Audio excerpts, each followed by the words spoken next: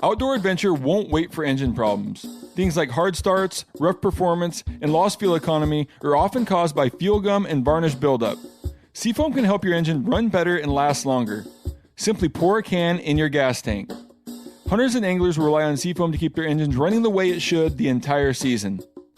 Pick up a can of Seafoam today at your local auto parts store or visit seafoamworks.com to learn more. There's nothing like snook hook sets at dawn or catching a tarpon in the moonlight. Find your next fishing trip made easy on fishingbooker.com and experience the magic of the Sunshine State or any other destination on your fishing bucket list. Book a blue water adventure in search of sailfish or go snapper fishing with the kids. With over 6,000 captains and trips to choose from, planning your next one just got a whole lot easier.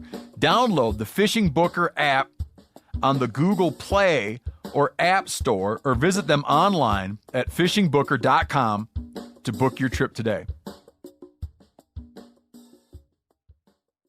As you know, the Meat Eater Live Tour is on April 23rd through May 5th. Chances are in a town near you.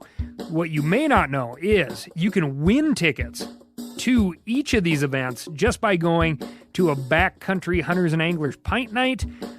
There's going to be a pint night in each of these towns: San Diego, Salt Lake City, Tempe, Anaheim, Boise, Sacramento, Missoula, Portland, Tacoma, where you can compete in Meat Eater trivia and win not only tickets to the show, but a chance to be on stage with all of us. So get your butt to a pint night, and we'll see you on stage.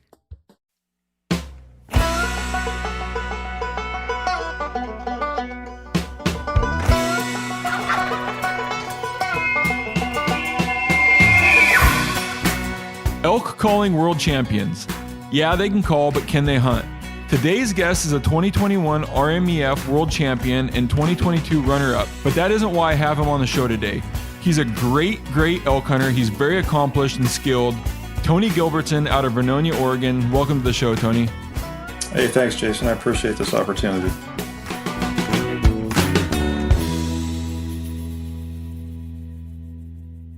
Yeah, how's everything going down there in Oregon? So far, it's not too hot. I know you're on the coast, but how's everything down there?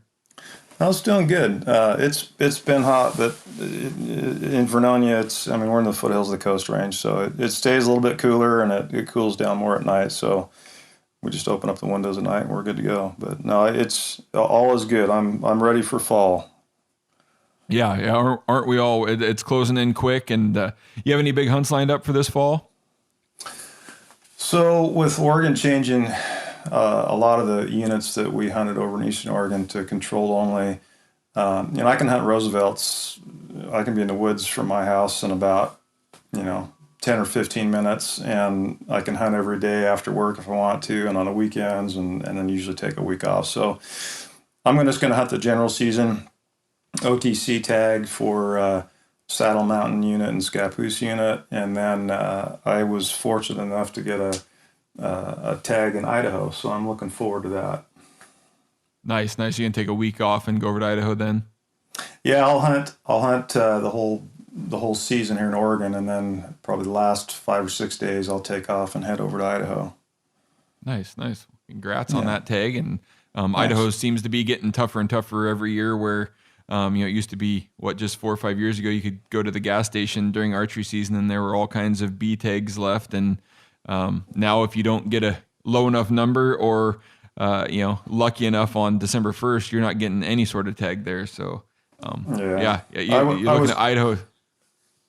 I was disappointed. My son and I both got online there and I was like, 862 and he was 6,000 and some odd. So I was fortunate enough to get the tag and he wasn't. And honestly, I would have rather seen him get the tag than myself, but it just didn't work out that way. So maybe next year.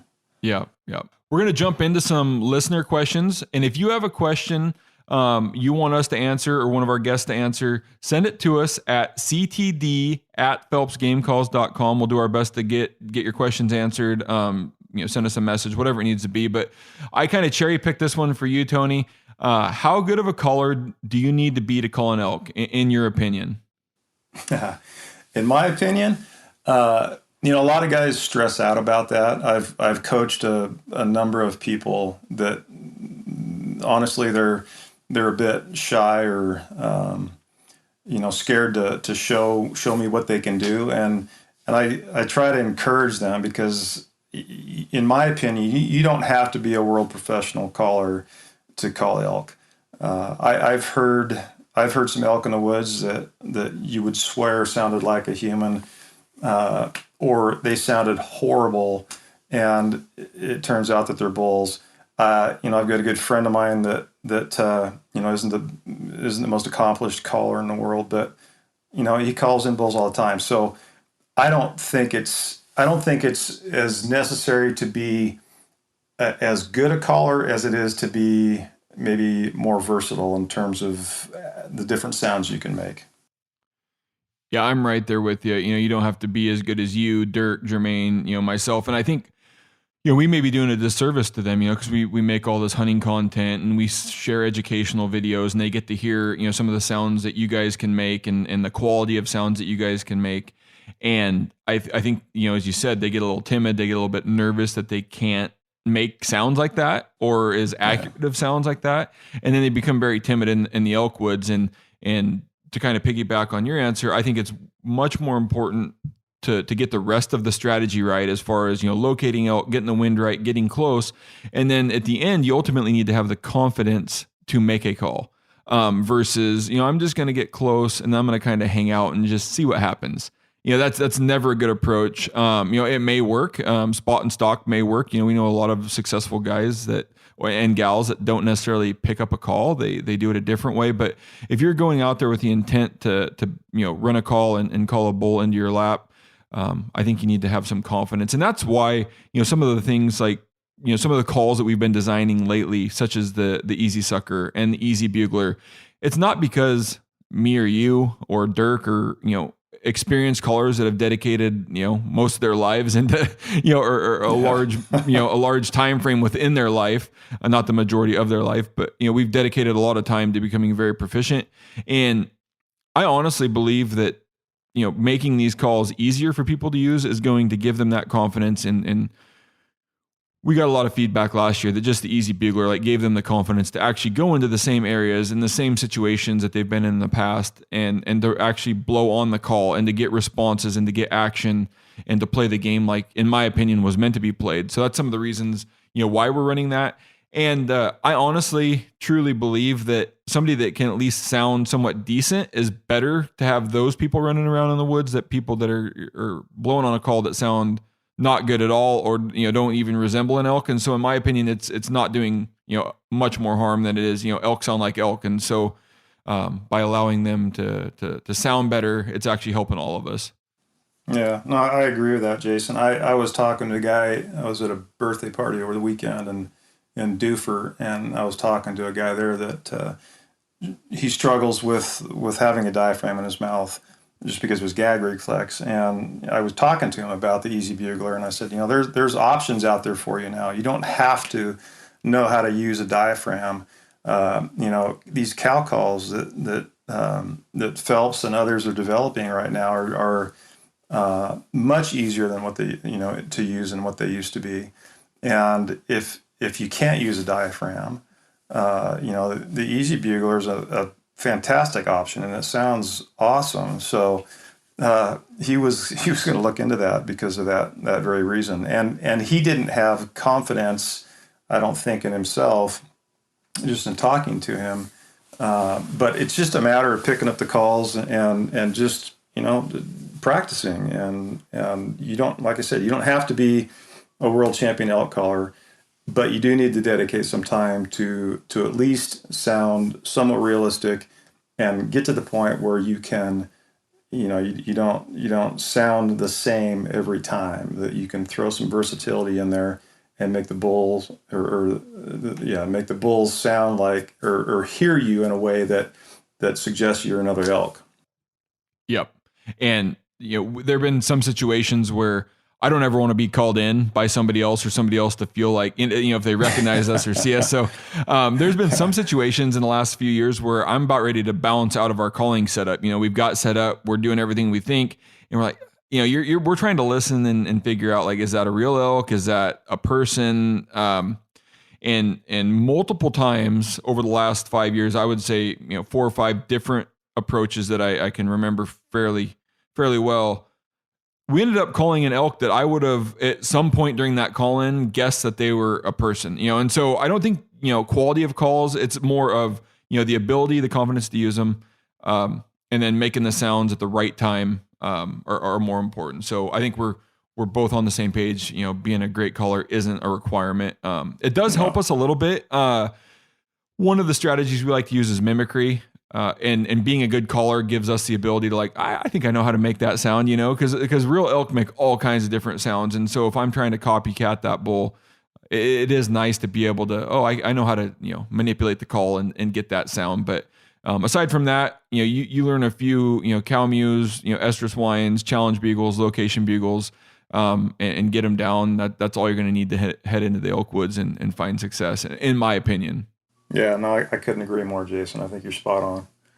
The second question from the listeners, what is your approach when trying to call in a herd bull? As far, and I'm going to twist this a little bit or put some direction to that, as far as what's your calling strategy? Like, if you could, bottle up your strategy, put it in a little cookie cutter approach, give us that answer. Yeah. Well, I think when you mentioned mimicry earlier, Jason, my approach when it comes to herd bulls, number one, you've got the problem with calling in satellite bulls or spikes or something like that, to where those bulls come in and then you got to kind of, at least in my opinion, kind of tone it down a bit or shut up until they kind of move off so you don't spook them and they bump the herd and off they go. But I think for me, I think the most important thing is to get in close and just get aggressive with them. If that herd bull is a herd bull for a reason, and if you're really shy and timid with that bull, and you keep a distance from him, he's not going to pay you any attention at all. So until you get up close enough to where that bull thinks you're a threat, and you can actually make some sounds that gives him the impression that you're moving in on his herd and there's a chance you're going to take his cows from him, you're not going to have much success. So in my opinion, locating that herd, getting in close, trying to mimic what he's saying. Sometimes I'll get in there close and do some raking, and a lot of times that'll be enough to just push him over the edge and have him come in. But getting in there, throwing out a challenge bugle, maybe a bull's calling cows bugle, something that gives him the impression that you're a threat is probably your best option. Yeah, I'm on the same page with you there as well, Tony. Yeah, I always use the analogy. I think I've already used it on the podcast, but it's always worth kind of painting the picture again. I always try to picture, like, if you were sitting at the back of a restaurant with your wife having a nice dinner, whatever it may be, and somebody walks in the front door and yells at you like, "Hey, mister, I'm going to whip your butt. I'm coming to take your wife," because that's basically what we're doing out in the elk woods. You would have the ability to take your wife and maybe go out the back door, defend, whatever you need to do, try to avoid the situation. Right. But if that same person or elk doesn't say anything to you until you gets right to the edge of your table, they've now taken away that, like, fight or flight opportunity. You've now got, like, fight to deal with, right? That's all you have left. And so, yeah, very aggressive, get very, very close. One thing I've always noticed, the majority of herd bulls, some of them come in all sorts of pissed off after you get close, get tight, do some challenge beagles, whatever it may be. There are some that are just like, "Oh, that was easy. It shouldn't have been that easy." But there are ones that are, they won't bugle, right after your bugle. They'll maybe bugle 10 seconds later. And it just kind of frustrates me because it's like, well, hey, why, answer me. I just made a bugle. You obviously could hear me, but you're kind of just ignoring me. You're doing your own thing. And on those sorts of bulls, I always believe that I can go in and turn the temperature up on that bull. He's kind of lazy. He's kind of lackadaisical in his bugling. He doesn't really seem to care that I'm in the area.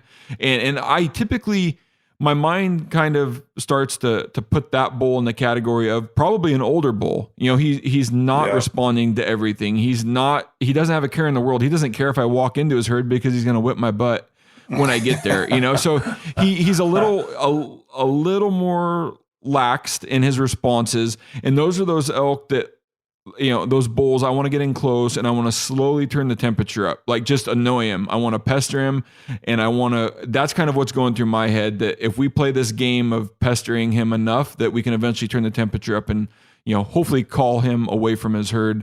It's just very, very tough. We're reversing nature here. A bull doesn't want to leave his cows, his harem, whether it's 2 or 3 cows or whether it's 10 or 15. He's got his for sure thing. And we're trying to reverse nature by, he bugles for, and his bugles are loud for a reason. Like, that's to announce to the cows, like, hey, I'm over here, come join us, versus us trying to reverse that and say, hey, we're one lonely cow over here, leave your other 15 cows, or we're one bull over here, leave your 15 cows to come check us out. Like, that doesn't make a lot of sense. So yeah, get close, get aggressive, and try to turn the heat up on that bull is kind of what's going through my head, is when I know it's a herd bull. Yeah, no, I agree. That those bulls that have a lot of confidence, like you said, that just like in a human nature, you get some guy that's confident in his abilities, and he's going to kick your butt, like you said. What's the reason? Why should he go and fight you? Why not make you come to him and actually have him get a visual of you? Or at least that's going through his mind, right? He's going to stay here with his cows until he sees you and can acknowledge that you're a threat. But I've taken one thing that has worked for me in the past too is you get those bulls that just they're kind of antagonistic, and they'll bugle back at you, but they kind of stay off in the distance just around their cows. And I've taken off and just ran at them. And just screaming my head off at him, thinking that, okay, here he comes, and sometimes just the sound of you running through the brush at that bull. Now, on the coast here, it's probably more obvious that you're running through all that stuff trying to get to him, but and they can't see you coming, so maybe it's a little easier that way than it is in some of the open country. But that's a technique that I've used before too that's been effective. Yeah. When you close that distance faster than they expect, it kind of puts them on tilt and can work really well there. So if any of you, once again, have any of your own questions you want us to try to answer or tackle or give our own spin, make sure to email us at ctd@phelpsgamecalls.com, and we'll do our best to give you an answer.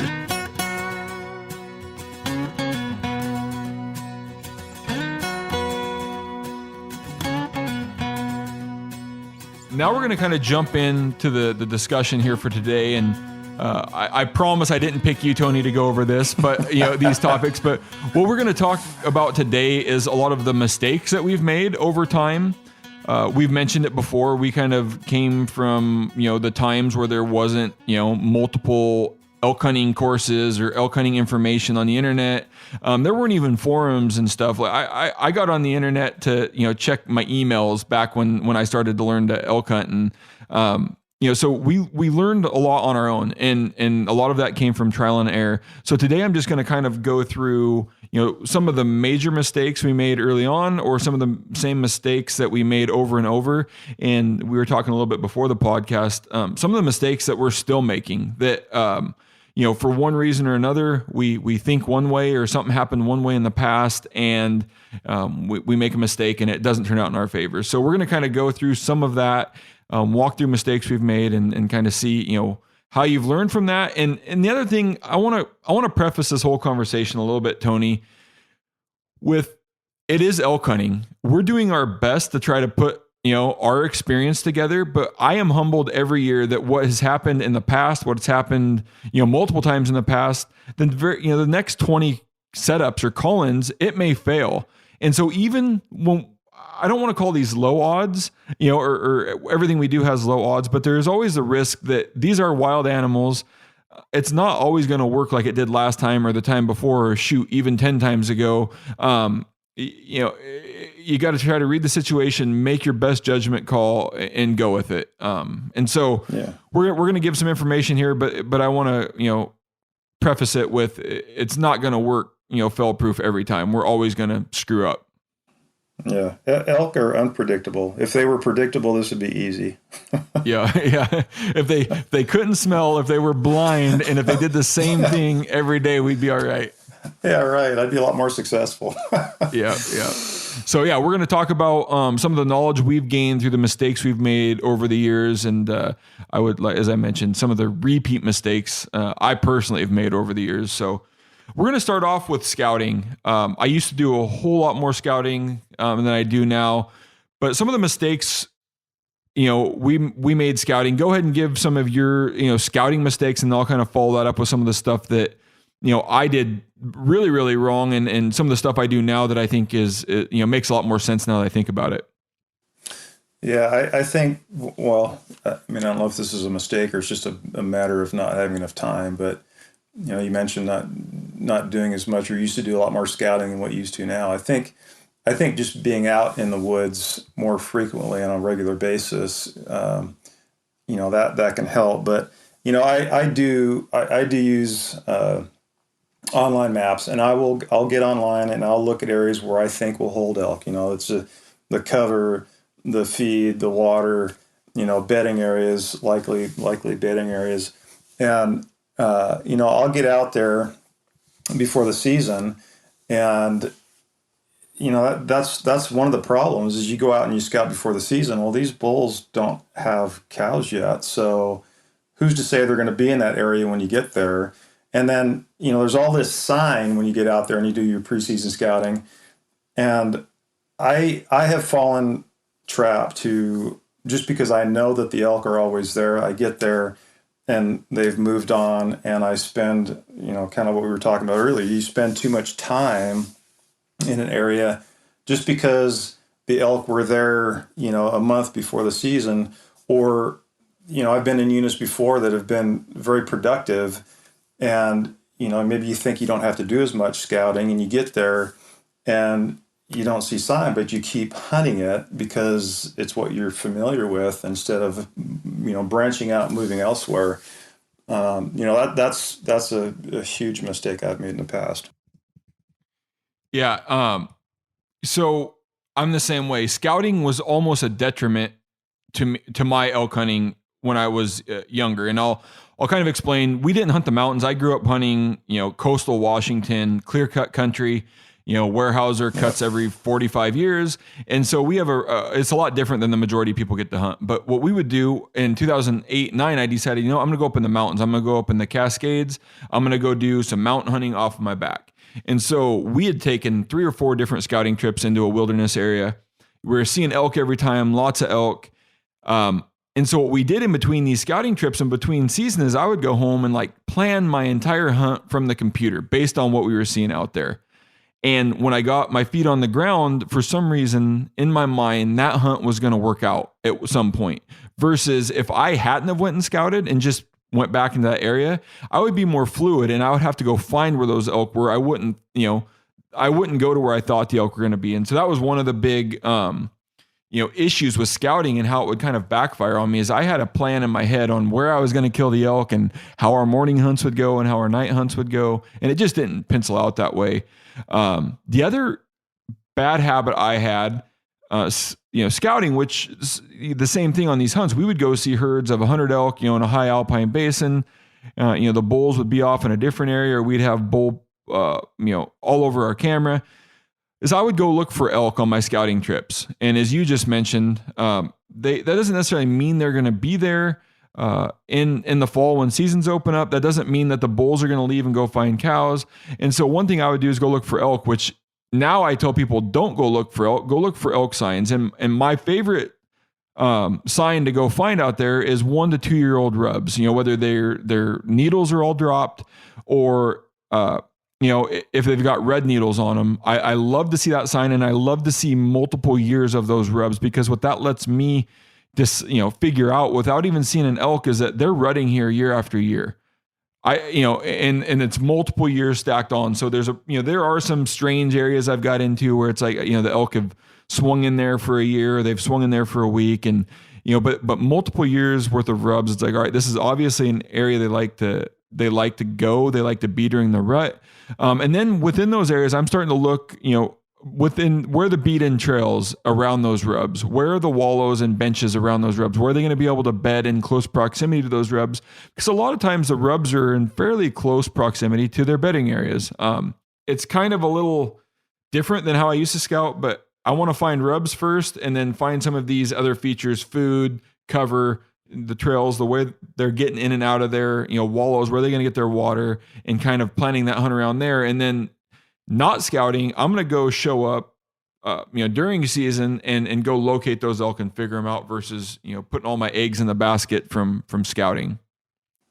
Yeah. I've done the same thing, Jason. We've hunted areas around home here for years, and we know that the elk are always there, but so do a lot of other people. And, when they get, even before the season, you get enough guys out there scouting around, getting more human scent in the air, even some guys going out like preseason trying to, cow call or bugle. And, how many times if you're used to hunting on the coast over clear cuts, how many times have you seen guys pull up in a pickup truck and bugle off a landing, over a clear cut down into some timber or something? You start to educate those bulls, and they get, they're not dumb animals. So I've made a mistake of spending too much time where there's too much pressure instead of moving on, just because I know the elk are there, but they're so hard by that time to call in. They head for the deep, dark, reap rod patches and stuff that's so thick that you can't get them out of there, and they don't come out until after dark. So, I've got to get to the point where you recognize that sooner, and then move on to a different area, hoping that you can get into some different elk that are maybe not as haven't been quite as pressured. Yep, and I fell into that same trap where we would plan our hunt. We would pack in food, drop it off, and we would be locked into an area. And now I'm to the point where people might call me crazy, and maybe if the bull was big enough or something that really kind of, struck my fancy and I really wanted to try to harvest a bull, I might stay. But if I get to an area and, the elk are there and they don't really want to play the game, we've all ran into those herds where it's just, there's elk and I can see them and I can hear them, but they just don't want to play the game. I even pull the plug on those situations fairly quick. Similar to you, I grew up around home where the elk are in the same spots year after year. It's a little different when you go out of state or, go south or go east from where we're at, but I'm in that same boat. Like, I want to go find an elk that's, reared up, rutting, willing to beagle at anything. And, that's that situation I'm looking for personally, is to go find elk that are willing to play the game and play the game, on my terms. So yeah, that was kind of our second point that kind of rolled right out of scouting was, when you show up, you don't find elk, or you don't find elk that want to play the game, and then not moving and kind of staying there. So I always recommend having multiple plans, or if you did your scouting right, you should have, 10 different plans. Like in any situation, if we showed up, like you said, on a landing or a road, or somebody got up before you and beat you to an area, I didn't have one little bit of anxiety. I didn't fret one bit. I just pulled up to, and I went to spot B, God willing, hopefully there's enough light that I can get there. I'm a little nervous, but some people that could screw up their whole day. I know hunters around here that they would just probably go home, and that's not the right. There's elk out there, that are ready to be hunted, and so always have multiple backup plans. Onyx maps, all the mapping software that's out there. Like it's very easy to have a backup spot, a backup road, a backup canyon to go run into if somebody else is in your spot, or for some reason your plans don't, pan out like you thought they would in your head. Yeah. And you don't have to go very far in the coast range over here to get into an area where there may be other elk that didn't hear you, because it is so dense and the sound doesn't travel over here. You could have elk a drainage over, and which isn't that far over here, and they wouldn't have even heard you. So I think you're right. Moving to a different area. If you've got a bunch of guys in an area, or you've got elk that just simply stand there and bugle back at you, but never ever commit to coming in and wanting to fight, then you have to make that decision early on to move on. And that's a mistake that I've made, and it's a mistake that I continue to make, especially if there's a bull in there that kind of, entices me to stick around a bit longer and try harder. Yep.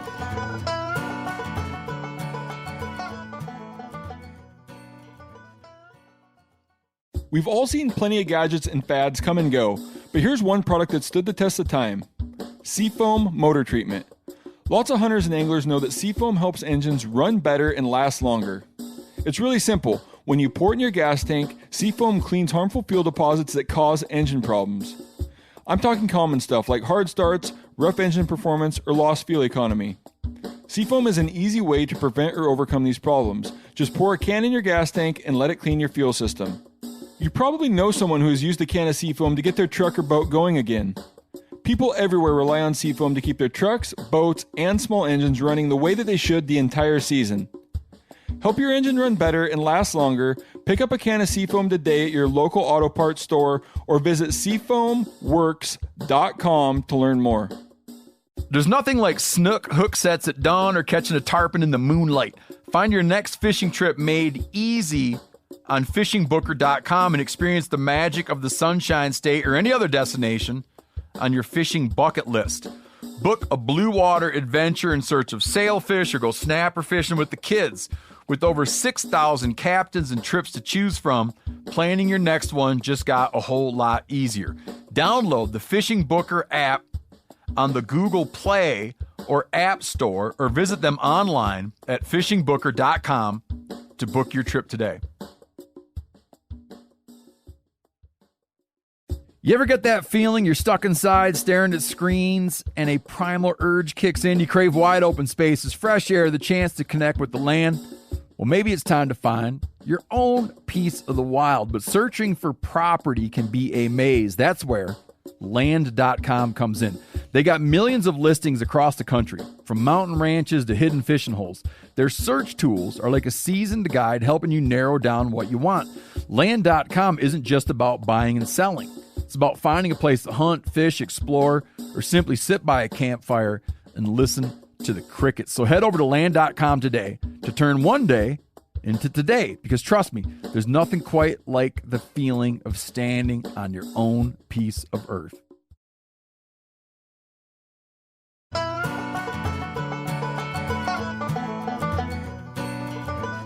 Next mistake, and this comes from me being very lazy, a little bit of being a rifle hunter, that if I did, early on scare something, that I was just going to shoot the elk anyways.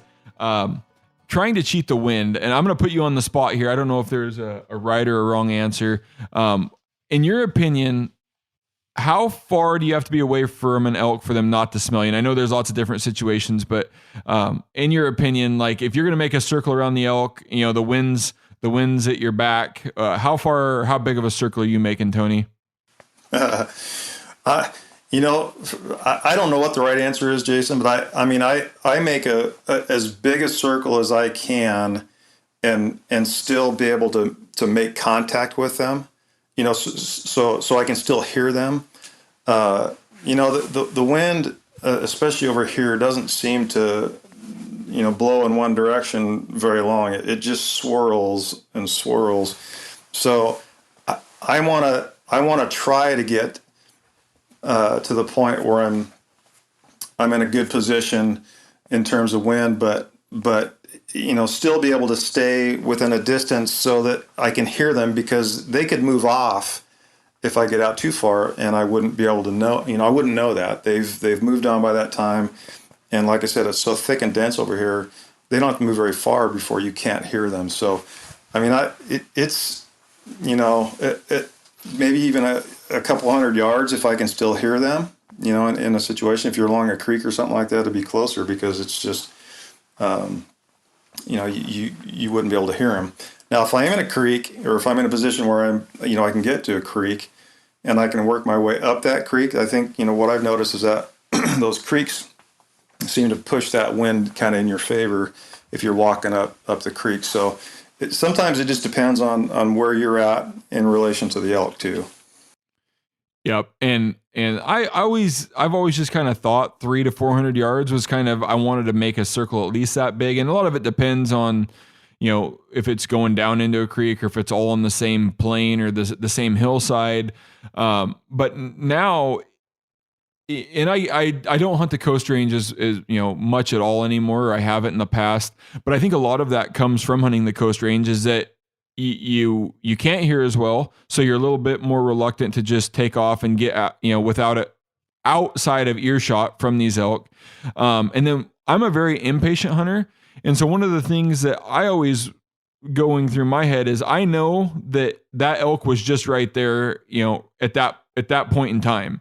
But if it takes me 20 or 30 minutes because I've now got to back up over a ridge, go down the backside and come back over, I wait, I'm always weighing that risk on how long is that going to take versus the risk of me getting winded before it ever gets started. The more patient me as I get older, I'm starting to, to hike back up the ridge and make bigger circles. And, and it depends on the time of day and where the elk are going and what their plans are and how fast they're moving. All of that's going to kind of tie in, to just how direct of approach and how risky I'm going to be with the wind. But, that's one thing I made a whole bunch of mistakes on is because I was lazy. Oh, I think I can just go through here.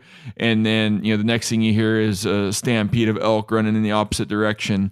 So nowadays I try not to ever cheat the wind if at all possible, or have a very, very high, I've got a high certainty that I will not get winded. And so that usually involves a 500-yard circle if possible.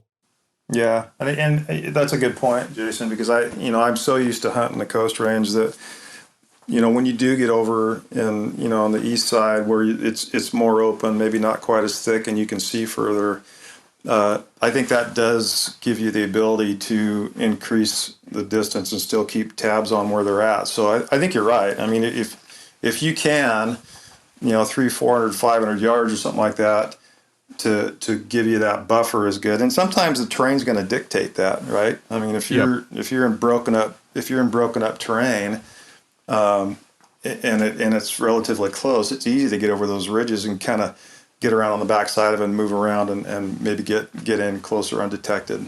Yep. And that kind of goes into our next point, our next mistake that I used to make a lot is, once again, cheating being seen.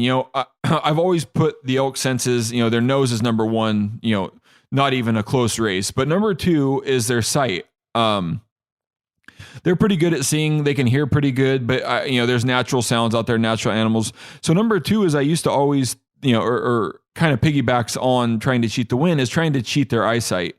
I would make an approach, or as we just mentioned, if we're over east where the vegetation isn't as thick, where me and you grew up hunting, or you still do hunt a lot, I always try to avoid, being seen by the elk. Or even, unless we're a long ways away, or I've got confidence in it, because I've found that all the decisions I was making when I used to think the elk wouldn't see me, or I'm far enough away that the elk wouldn't care, we would get picked off, and then it'd be impossible. They might not bug you off like when they wind you, but it would be very, very tough to call those elk in, to the point where nowadays I just don't want to be seen by the elk. I want to surprise them. I want to do the shock and awe, whether it's calling or whether it's being seen.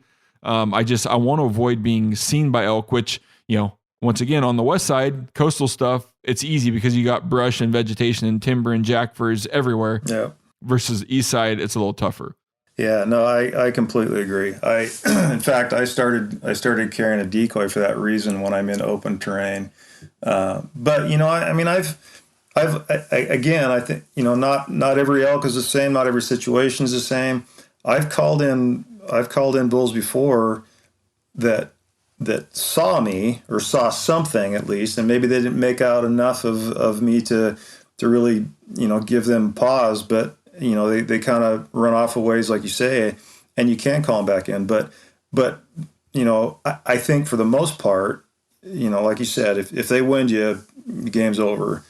If they see you, they're going to be a lot more cautious, if anything else. Even if they do kind of still hang out there, they're going to be a lot more cautious because they saw something that wasn't quite right in their mind, and they're going to be very careful in terms of how close they get to whatever that perceived threat might be. For sure. Next is maybe, I get to go to a lot of sportsman shows, get to talk to a lot of hunters, get a lot of emails. I feel that more mistakes may be made while setting up for that call-in than anywhere else in an archery elk hunter's, in the process of trying to kill an elk. Here's kind of the atypical story is, I had this bull all fired up. I went and set up, and they're showing me a video on their phone as we're going through this whole storytelling. And what you'll end up seeing is a bull that hangs up at like 70 or 80 yards and won't commit. And you'll see a flash, or maybe the bull will stay there for a little bit, and then the bull loses interest and turns away, maybe bugles a little bit before he goes off, kind of one last come show yourself. He'll turn away and leave. It kind of piggybacks on what we said earlier is we're trying to reverse nature. And when that elk gets to the point where he should see you, you better be within shooting range. So when setting up, I feel that you need to set up either on vegetation breaks, because a lot of times they will go from, thick cover if they're coming out of their bedding, or, thinner cover if they're going from food to bedding. I like to set up within 40 yards of either side of that. And because what that gives me is when they get to that change in vegetation, we're going to have a shot. And then the same thing with terrain. If I want to be within 40 yards of that terrain break, so when that bull can finally get his eyes up to a point where he should be able to see the cow or the bull calling to him, I want to be able to, shoot at that time, because 99% of the time that bull is going to hold up at that exact location. Like I could almost draw an X on the map, like that thing's going to hold up here. So that's one of the tips I have, when going to set up, use the terrain and use that vegetation to your advantage, because there were a lot of times, especially like setting up on meadows. When I started hunting the high country stuff, I thought the best thing ever was to set up right on the edge of a meadow, be in the timber, have a wide open meadow out in front of me, because guess what? There's no brush in my way. Yeah. There's no sticks that are going to deflect. And guess what? I think one time in my life so far have got a bull to run wide open through a meadow and actually get to the other side where we could have ever shot it. Yeah, no, I've experienced the same thing, and I've done the same thing numerous times. I mean, this kind of going back to what you said earlier, kind of when we started talking here, Jason, we didn't have the same kind of resources that are available now, and I didn't have anybody that really taught me anything about archery hunting. It was all by trial and error. So not only did I set up on the edge of clearings thinking that I was going to call a bull in across an open meadow, but I would set up, going back a long time now, I didn't want that elk to see me, so I'd actually set up behind a bush or a tree or something like that, and thinking that elk was going to maybe walk past me and I was going to get a shot. Well, I mean, that just doesn't happen, right? I mean, you trust your camo, get in front of the tree or the brush or something like that, so you've got open lanes. And for me over here on the coast, it's because it is so thick, it is more about terrain. I've called, I've set up in the wrong place many times, and you call a bull in and they come up over this little rise and they get up there just far enough to where they can peek over that little rise there and look and see, and you've got no shot at all. So, you're exactly right. Getting up there, where you're going to have an open shot, not only with open shooting lanes, at least on the coast range, but having an opportunity to be in an area where that bull isn't going to hold up. Do some calling and get up there a ways so that bull doesn't pinpoint your location, and that way you've got an opportunity there. Yeah, I can still remember the very first year I ever archery hunted, and you were talking a little bit about setting up in the brush. I was super inexperienced, and I thought, hey, the best place to be is to jump in this pile of brush. For some reason, I remember there being some blackberry briars, just finishing out, and it was just a tangled mess that we have here on the coastal, vegetation. And the last thing you think about is that you're going to have, whatever it is, 25 inches of arrow hanging out the front of your bow that you can't move. And you can be as careful as you want, but that dang arrow was like getting wrapped up, and then the broadhead gets hung up on something and you can't move. So if you need to move, because unless I just happen to be pointing in the right direction, like you've got to figure out how to draw the bow. You got to figure out how to get it pointed in the right direction. And, yeah, from then on, like similar to that, I don't even set up on my knees anymore. Like I am on my feet at all times. I will set up on my knees if for some reason there's like a level of brush that, if we're in big timber where the brush line's like at 3 or 4 feet and I don't want to shoot through it and I want to shoot under it. But for the majority of the time, I'd say I'm setting up on my feet, being fairly mobile in front of the brush or alongside of a big tree is typically my favorite setup, either behind me or to my direction that gives me a little bit of coverage. So that was, I learned the hard way on multiple bulls that first season of do not set up in the brush because they pick you off trying to move or get a shot. Yeah, for sure. And you mentioned, setting up on your knees. I used to do that too because it was comfortable. I could get down there and I could stay in that position for a long time. But, those bulls will come in from various directions. And just because you're calling to a bull and you know where that bull's at doesn't mean a bull's not gonna come in silent from a different direction. So you have to be mobile. You have to be able to turn. You have to get that whatever that brush is, or sticks or twigs or whatever that's on the ground, get it cleaned out so that when you do have to move or you do have to stand up if you're knelt down, that you're not making any noise when you do stand up. And breaking those branches off when you get into a position when you've got shooting lanes. I was chuckling earlier because you mentioned something about your arrow getting hung up in the brush.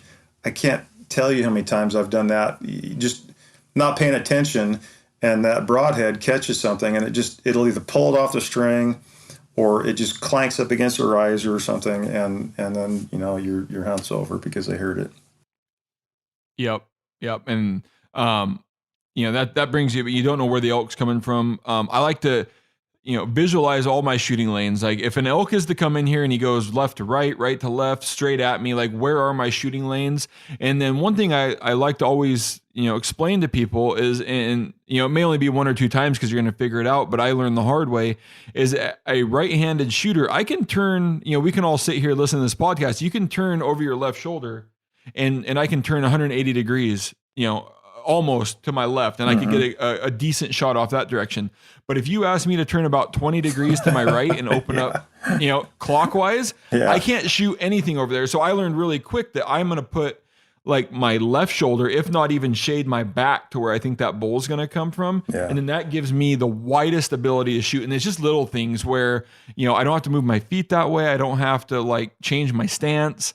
Some of those things on shooting lanes, and then, pick out multiple ones. I always recommend take the time before there are situations where elk are coming fast and they're not giving you a lot of time, but always try to range, 3 or 4 trees, not a bunch of them. I try to get a 20, 30, 40 and then try to draw some circles and some zones out in front of me. But, take the time, figure out your shooting lanes, what your distances are going to be, and then kind of, settle in there. Yeah, no, that's a good tip right there. And then the biggest mistake I feel, we've talked about it up top on some of, calling the herd bulls in. We've did this enough. I'm sure you've called a bull in from a half mile away, but if you were a betting guy, I'm going to bet that you would want to get as close as possible before you started calling or tried to call a bull in every time. And that's my biggest thing when people go to set up is they don't get close enough.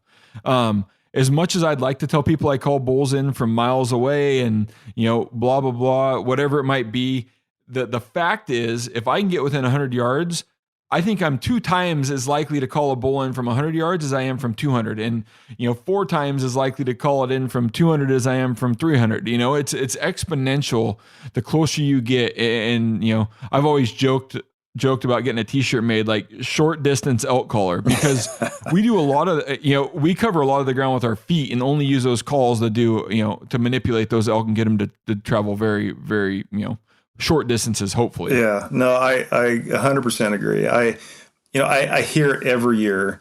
It's either guys will set up in the brush somewhere and they're calling and that bull is calling back at them, but they never close the distance. that bull will stand out there, 100 yards or more, and just bugle back and forth at you. If all you want to do is just bugle, he's happy to do that. Or tree stand hunters.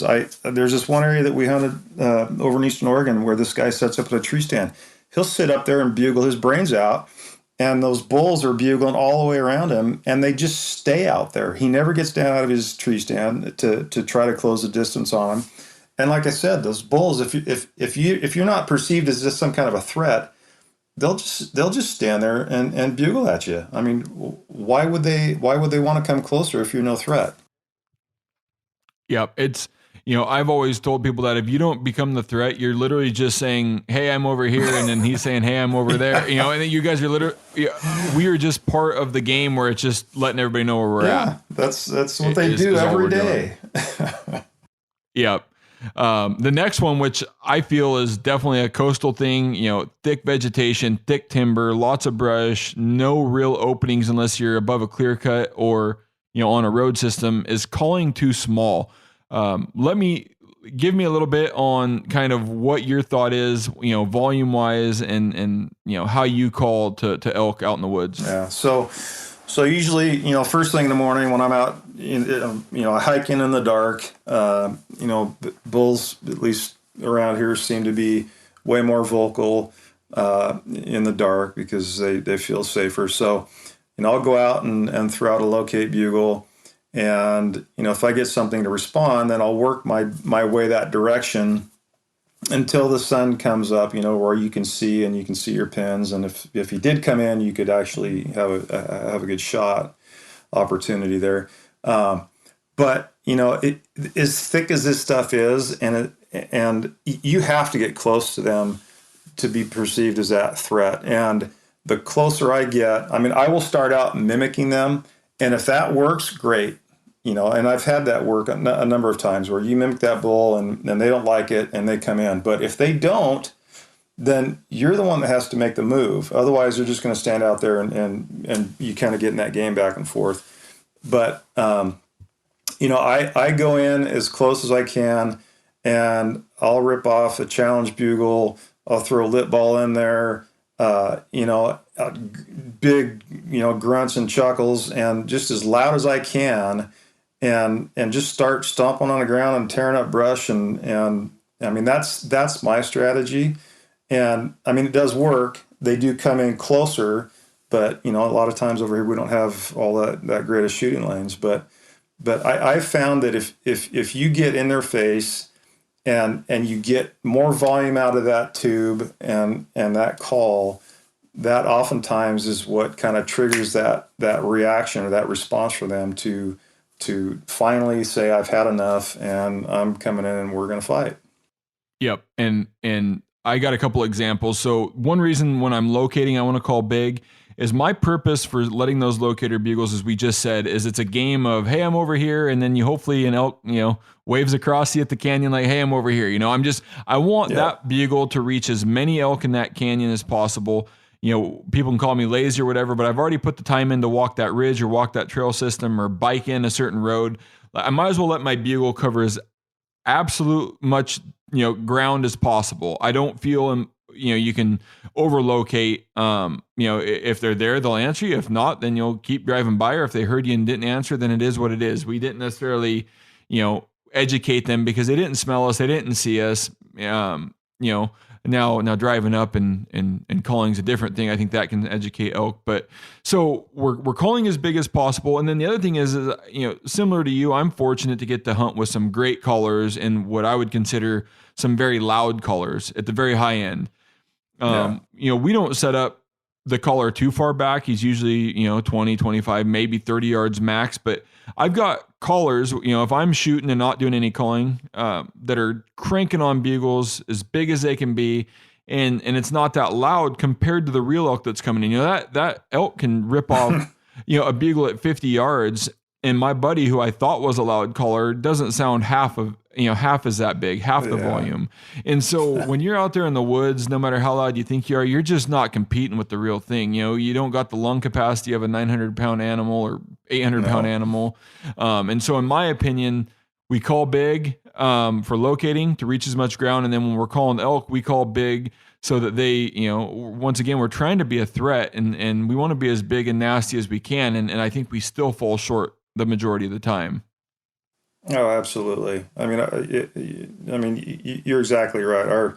Our lung capacity and our diaphragm just cannot make the same sounds or produce the same volume that a bull can. So I personally don't think that you can be too loud. I go through a lot of diaphragms each season because number one, I bugle a lot. And secondly, when I do, I bugle hard and loud. So there's a lot of volume going through there. I try to hit those high ringing notes that just, pierce your ear. And I want them to know that I'm, number one, I'm here. Number two, I'm close and I'm about to get in your face and we're about to have a fight. And that's the goal, right? I mean, you're not out there playing patty cake with these bulls. You want to, again, be perceived as that threat, get in their face, get as loud and mean and nasty as you want to, or you can. And that's the goal. Yep.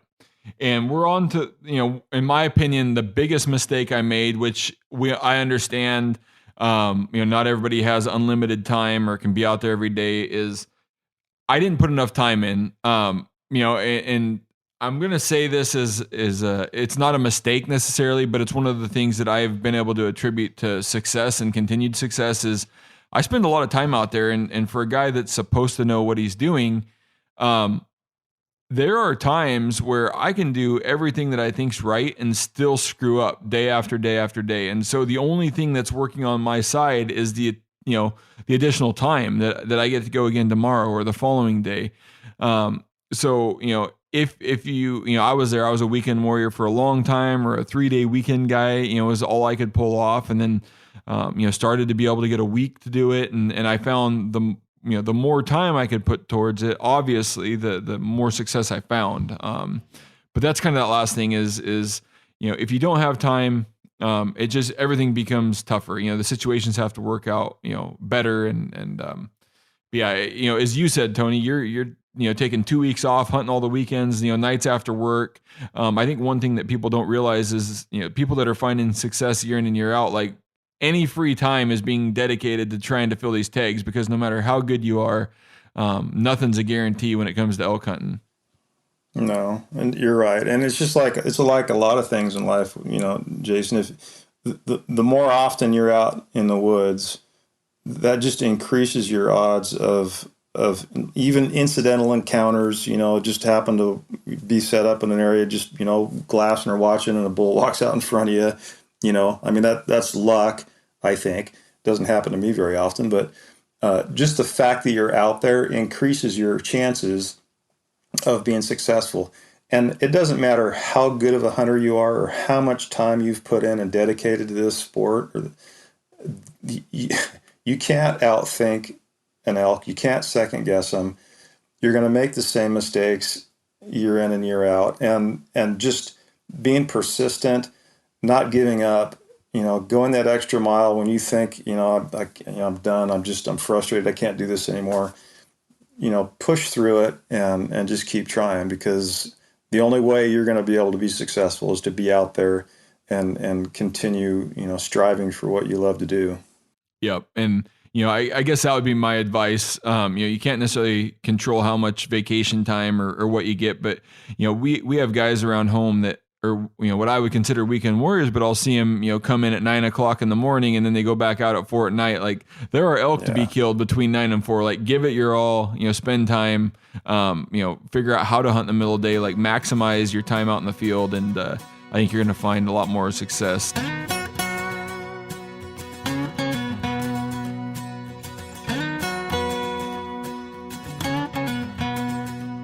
In closing, Tony, if you had to give one golden nugget to elk hunters out there to make them more successful, what would it be?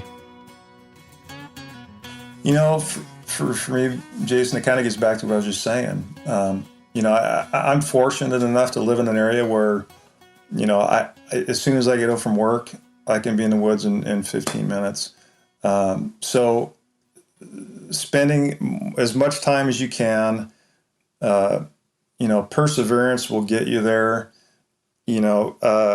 Picking up some calls, and even in the off season, just keep practicing, and become more versatile with those calls, so that when you're out there in the woods and you're trying to mimic those bulls, that you have more calls at your disposal, more tools in the toolbox, so to speak, so that when the opportunity arises, you can capitalize on that. That's a great tip, Tony. I really appreciate having you on. Good luck this fall, and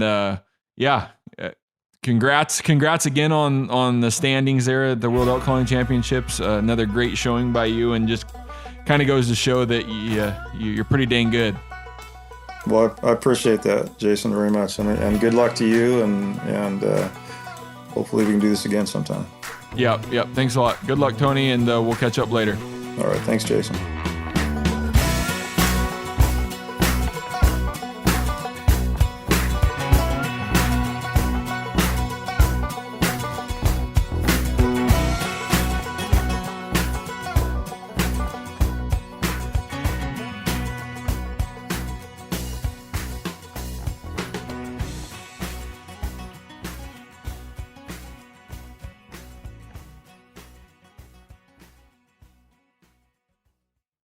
Outdoor adventure won't wait for engine problems. Things like hard starts, rough performance, and lost fuel economy are often caused by fuel gum and varnish buildup. Seafoam can help your engine run better and last longer. Simply pour a can in your gas tank. Hunters and anglers rely on Seafoam to keep their engines running the way it should the entire season. Pick up a can of Seafoam today at your local auto parts store or visit seafoamworks.com to learn more. As you know, the Meat Eater Live Tour is on April 23rd through May 5th. Chances are in a town near you. What you may not know is you can win tickets to each of these events just by going to a backcountry hunters and anglers pint night. There's going to be a pint night in each of these towns: San Diego, Salt Lake City, Tempe, Anaheim, Boise, Sacramento, Missoula, Portland, Tacoma, where you can compete in Meat Eater trivia and win not only tickets to the show, but a chance to be on stage with all of us. So get your butt to a pint night, and we'll see you on stage.